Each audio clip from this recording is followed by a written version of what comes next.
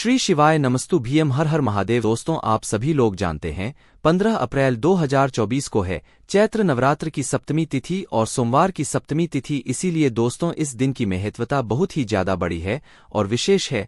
इसीलिए दोस्तों आप लोगों को इस दिन 108 चावल के दाने वाला उपाय जरूर करना चाहिए, क्योंकि ये एक ऐसा उपाय है जिस उपाय को अगर किसी विशेष दिन पर किया जाए तो भाई उस विशेष दिन का जो फल है वो तो हमें मिलता ही मिलता है। पर हमने उस दिन पर इस 108 चावल के दाने वाले उपाय को किया है तो हमें उससे भी बड़ा फल मिलता है और फल बहुत जल्दी मिलता है, क्योंकि आप इस उपाय को बहुत ही बड़े और विशेष दिन पर कर रहे हो। क्योंकि चैत्र नवरात्रि की सप्तमी और सोमवार के दिन पड़ने वाली सप्तमी का महत्व बहुत ही ज्यादा बड़ा होता है।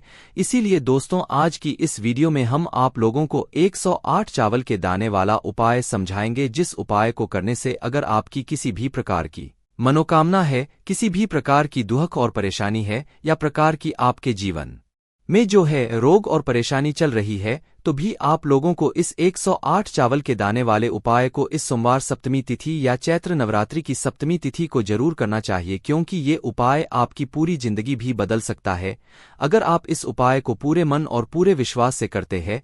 तो चलिए दोस्तों समझते हैं कि इस 108 चावल के दाने वाले उपाय को आखिर आपको करना कैसे है, किसको करना है, किस दिन करना है और किस समय करना है। तो सबसे पहली बात यहाँ पर यही निकल है कि इस 108 चावल के दाने वाले उपाय को किस व्यक्ति को करना है। क्या घर के सभी सदस्यों को करना है या घर में से किसी एक सदस्य को करना है? तो देखिए, इस वाले उपाय को जरूरी नहीं है कि घर के सभी सदस्य करें। अगर घर में से कोई एक सदस्य अपने पूरे घर परिवार के लिए ये उपाय करना चाहता है तो वो घर की बड़ी माताओं बहनों में से कोई भी एक माता बहन इस वाले उपाय को कर सकती है। पर ऐसा जरूरी नहीं है। अगर घर में सभी सदस्यों की कुछ कुछ मनोकामना है, कुछ कुछ दुख और परेशानी है जो कि अपने लिए मांगना चाहते हैं भगवान शिव जी से, तो भाई आप इस 108 चावल के दाने वाले उपाय को सिर्फ अपने लिए भी कर सकते हो। कि मतलब आप घर में से अगर सभी सदस्य भी इस उपाय को अलग अलग करेंगे तो आपको सबको अलग अलग इस उपाय का फल मिलेगा। पर अगर घर में से कोई एक मुख्य सदस्य इस उपाय को करेगा तो उसके पूरे घर परिवार को इस उपाय को करने का फल मिलेगा। अगर आप इस उपाय को अपने घर परिवार की सुख और शांति के लिए करते हैं तो, क्योंकि दोस्तों ये दिन बार बार नहीं आता है, चैत्र नवरात्रि साल में सिर्फ एक बार है और ये सप्तमी, ये सोमवार की सप्तमी भी बार बार नहीं आती है। इस मौके को अपने हाथ से आप लोगों को नहीं जाने देना चाहिए। अब बात करते हैं कि ये उपाय आपको करना किस समय है, सुबह के समय करना है कि शाम के समय करना है। तो देखो, इस उपाय को विशेष रूप से अगर आप पूछो तो सुबह के समय करना है। अगर किसी कारणवश आपने पूरी कोशिश करी और कुछ काम आ गया, आप सुबह नहीं कर पाए, तो फिर दूसरा जो आपके पास समय होगा वो होगा शाम का समय, प्रदोष काल का समय। इस समय भी आप लोग इस वाले उपाय को कर, पर मुख्य कोशिश आपकी सुबह के समय की होनी चाहिए। अब उसके बाद में दोस्तों इस उपाय को किस समय से लेकर किस समय के बीच में करना है। तो देखो, सुबह अगर आप उपाय को करते हो तो जितना जल्दी हो सकता है उतना जल्दी आप उपाय को करने की कोशिश करना। बाकी 10, 11, 12 बजे तक भी अगर उपाय करोगे तो भी कोई दिक्कत वाली बात नहीं है, आपका उपाय काम जरूर करेगा। उसके बाद में दोस्तों अगला जो शाम का समय होगा, इस शाम के समय में आप शाम की 6 बजे से लेकर 7 बजे के बीच में भी इस उपाय को कर सकते हो और 7 बजे से लेकर 8 या 8:30 के बीच में भी इस वाले उपाय को कर सकते हो। पर 8 से पहले भले आप लोग इस वाले उपाय को कर लेना। उसके बाद में दोस्तों ये जो 108 चावल के दाने वाला उपाय होगा, ये होगा भगवान शिवजी के मंदिर में। मतलब आपके घर के आसपास जो भी शिव मंदिर हो, जहां पर शिवालय हो, शिवलिंग विराजित हो, आपको मात्र उस जगह पर जाकर इस 108 चावल के दाने वाले उपाय को करना होगा। अब ये बात तो आप सभी समझ गए होंगे कि भाई आपको ये उपाय कहाँ पर करना है, किस समय करना है, किसको करना है। अब अगली जो बात आती है वो ये आती है कि इस 108 चावल के दाने वाले उपाय को हमें करना कैसे है। देखो, जो उपाय करेगा वही उपाय की पूरी तैयारी भी करेगा, इसीलिए इस बात का ध्यान रखना। अब 108 चावल के दाने वाला उपाय है तो सीधी सी बात है, 108 चावल के दाने तो हमें इसमें लगेंगे।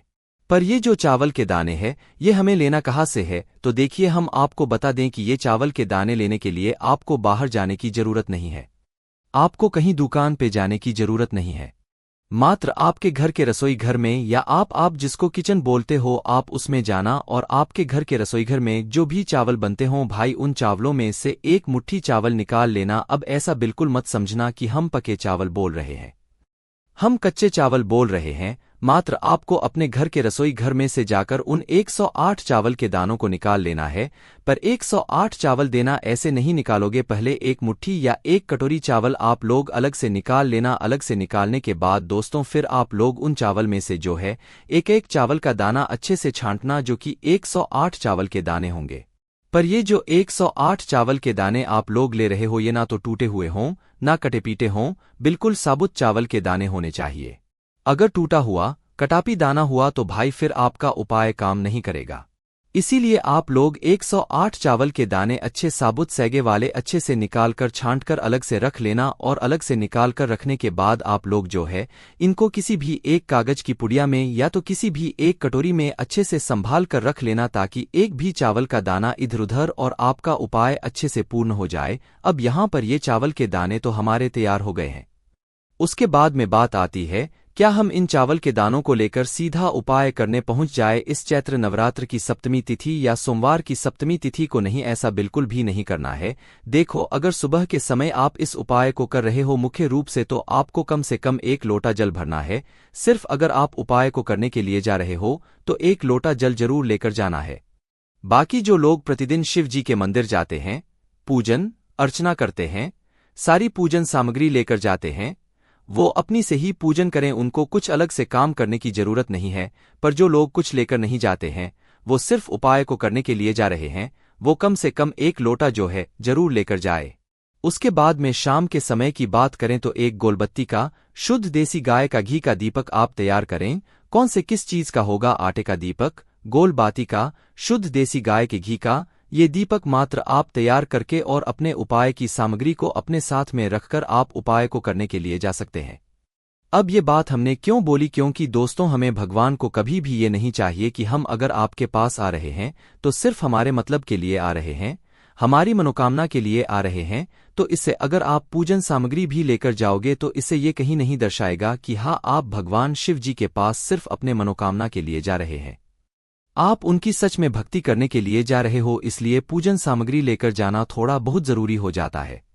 इसलिए आप लोग सुबह जा रहे हो तो 1 लोटा जल लेकर जाना, और शाम को जा रहे हो तो 1 दीपक लेकर जाना, जो कि हमने आपको बता दिया कैसे लेकर जाना। उसके बाद में दोस्तों जो अगली बात आती है वो ये आती है, क्या हम सीधा उपाय कुछ जाकर सकते हैं? नहीं, सीधा जाकर आप लोगों को उपाय नहीं करना है।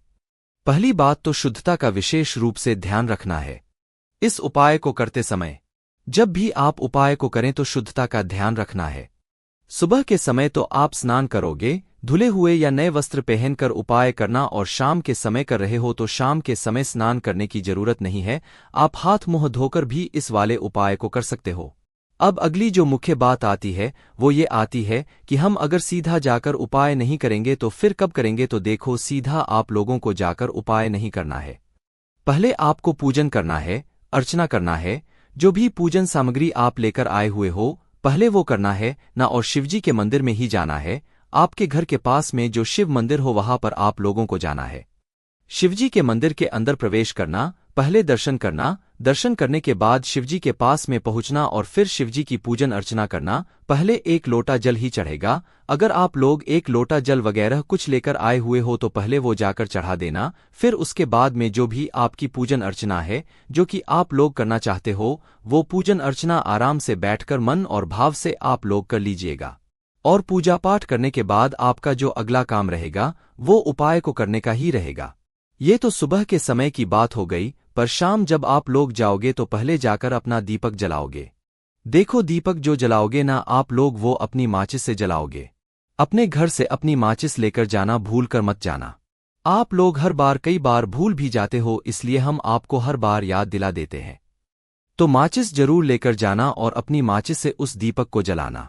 मंदिर में बैठकर ही जलाना है, घर से जलाकर नहीं लेकर जाना है। शिवजी के मंदिर में जैसे ही पहुंचो, आपकी पूजन अर्चना हो जाए। आप सुबह जा रहे हो तो 1 लोटा वगैरह सारी पूजन अर्चना हो जाए। उसके बाद शाम के समय जा रहे हो तो भाई आपका जो दीपक है वो जल जाए, मतलब वो जलाकर आप शिवलिंग के पास में रख दो। तो उसके बाद आप लोगों को अपना ये वाला उपाय करना शुरू करना है। किसी एक ही टाइम उपाय करना है, सुबह या शाम को एक टाइम करना है, दोनों टाइम नहीं करना है ना। तो उसके बाद में आप अपने में 108 चावल के दाने अपने सामने निकाल कर रख लो है ना, चाहे पात्रा में लाए हो चाहे कागज की पुड़। या लाए हो तो उसे खोलकर रख लो। अब ये वाला उपाय आपकी सीधे हाथ की तीली से होगा। इस बात का भी ध्यान रखना। करना क्या है, आप लोगों को देखो जो 108 चावल के दाने आप लोगों के पास है, मात्र ये आपको करना है कि इन 108 चावल के दानों को एक एक करके शिवजी की शिवलिंग के ऊपर चढ़ाते जाना है, पर खाली नहीं चढ़ाना है। चढ़ाते समय श्री नमस्तव ही बोलना है। देखो उपाय की एक साथ नहीं होगा, एक साथ चावल नहीं चढ़ाओगे आप लोग। उपाय अगर आपको पूर्ण और अच्छा फल चाहिए तो एक एक चावल का दाना आप लोग शिवलिंग पर चढ़ाओगे। इस बात को आप लोग समझ रहे हो? तो क्या करना है, अपना सीधे हाथ की हथेली लेना है, भले कागज को नीचे रख दो, पात्र को नीचे रख दो और वहां से उस पात्र में से, उस कागज की पुड़िया में से एक एक चावल का दाना उठाते जाओ, शिवलिंग पर चढ़ाते जाओ और श्री शिवाय नमस्ते बोलते जाओ। हर चावल के दाने चढ़ाते समय श्री शिवाय नमस्ते विशेष रूप से आप लोग बोल देना।